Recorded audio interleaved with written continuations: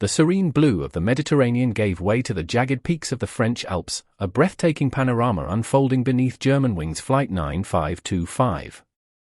Inside the cockpit, a chilling silence descended, broken only by the rhythmic hum of the engines and the increasingly frantic banging against the reinforced door.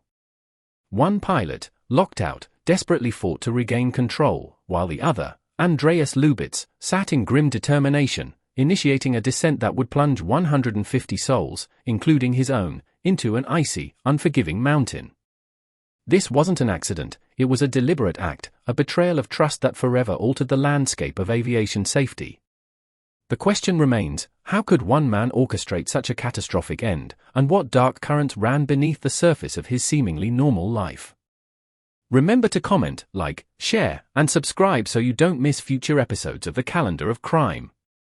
On March 24, 2015, Germanwings Flight 9525, an Airbus A320, departed from Barcelona El Prat Airport, bound for Düsseldorf.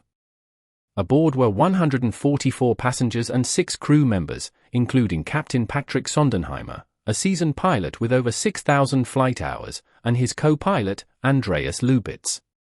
The flight began uneventfully, climbing to its cruising altitude of 38,000 feet over the picturesque European landscape. Approximately 30 minutes into the flight, Captain Sondenheimer briefly left the cockpit, entrusting Lubitz with control of the aircraft. This was a routine procedure, a moment of temporary solitude for the co-pilot. However, what transpired next was anything but routine. As soon as the captain exited, Lubitz, with chilling precision, accessed the flight monitoring system and manually set the autopilot to descend to a mere 100 feet. Outside the cockpit, Captain Sondenheimer attempted to re-enter, inputting the access code into the keypad. But the door remained stubbornly shut. Lubitz had activated the cockpit door locking mechanism, effectively barricading himself inside. The captain's initial attempts to communicate were met with silence. The cockpit voice recorder would later reveal the escalating desperation, polite requests turning into urgent demands, then frantic banging and shouts of "for God's sake, open the door." Meanwhile, the aircraft continued its rapid descent. Air traffic controllers, noticing the unauthorized deviation from the flight path and the lack of response from the cockpit, initiated emergency protocols. Calls to the aircraft went unanswered. The French military scrambled fighter jets, but it was already too late. Inside the cabin, the initial confusion among passengers likely gave way to terror as the plane plummeted.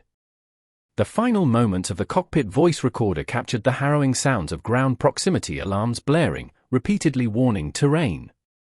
"Pull up." In the very last seconds, the chilling sound of passengers' screams could be heard, a testament to the horror unfolding. At 10:41 a.m., Germanwings Flight 9525, traveling at approximately 700 km per hour, slammed into the remote mountainside of the French Alps. The impact was catastrophic, instantly claiming the lives of all 150 people on board.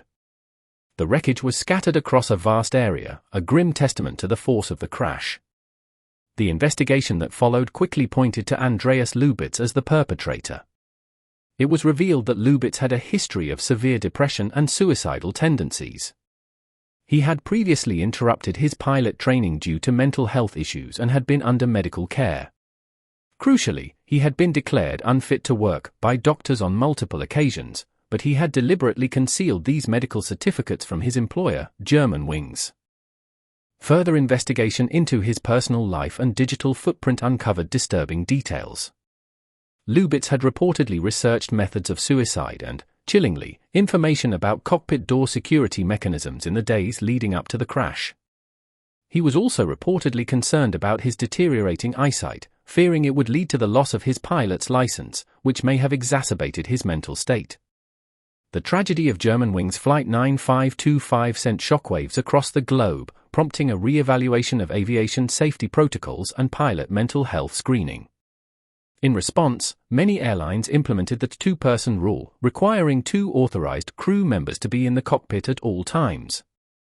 The incident also sparked a broader discussion about the balance between patient confidentiality and public safety, particularly in professions where individuals hold immense responsibility for the lives of others. The memory of Flight 9525 serves as a stark reminder of the devastating consequences when mental health crises intersect with positions of critical trust.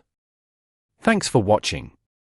Please comment, share, like and subscribe for future episodes from the Calendar of Crime.